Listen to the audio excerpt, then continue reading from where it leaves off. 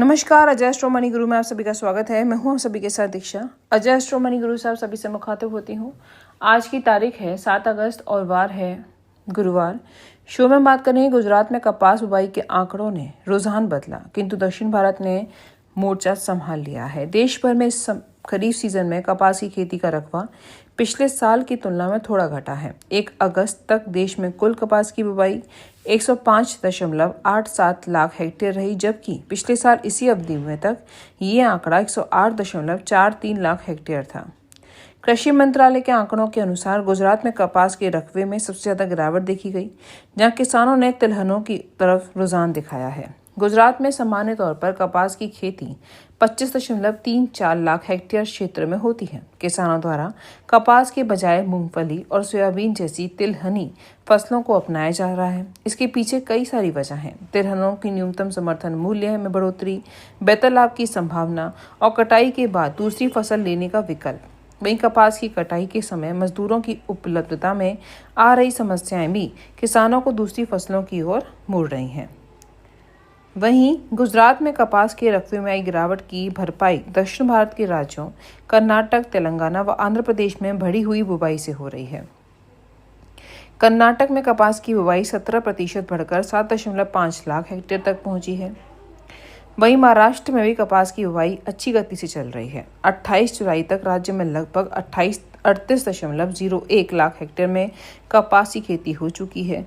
कुल मिलाकर देश भर में 90% से अधिक कपास की बुवाई पूरी हो चुकी है। दोस्तों, हमारे चैनल को लाइक करना, सब्सक्राइब करना ना भूलें, सो आपको देश दुनिया की खबरें दे सकें।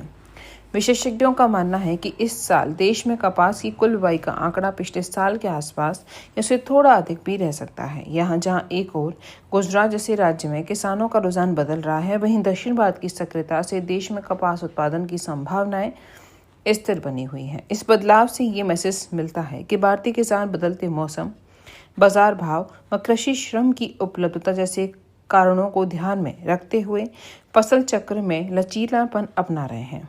कपास उद्योग की दृष्टि से ये समायोजन महत्वपूर्ण है, जो आने वाले महीनों में उत्पादन और मूल्य निर्धारण दोनों को प्रभावित करेगा। दोस्तों, अजय एस्ट्रो मनी गुरु बैलेंस कम्युनिटीज में काम करके पूर्ण विश्लेषण के साथ आपको हर जानकारी देते हैं। किसी भी जानकारी के लिए हमारे नंबर पर आप कॉल कर सकते हैं, हमसे संपर्क कर सकते हैं। नमस्कार।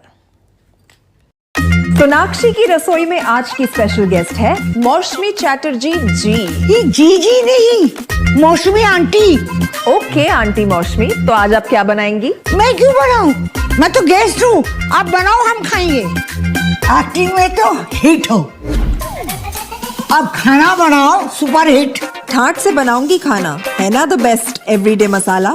आओ बनाते हैं मसालेदार छोले। हर रोज के करी में एवरीडे मसाले, शाही बिरयानी में स्वाद का जायका। पटल पोस्तो और सर्षे इलिश भापा।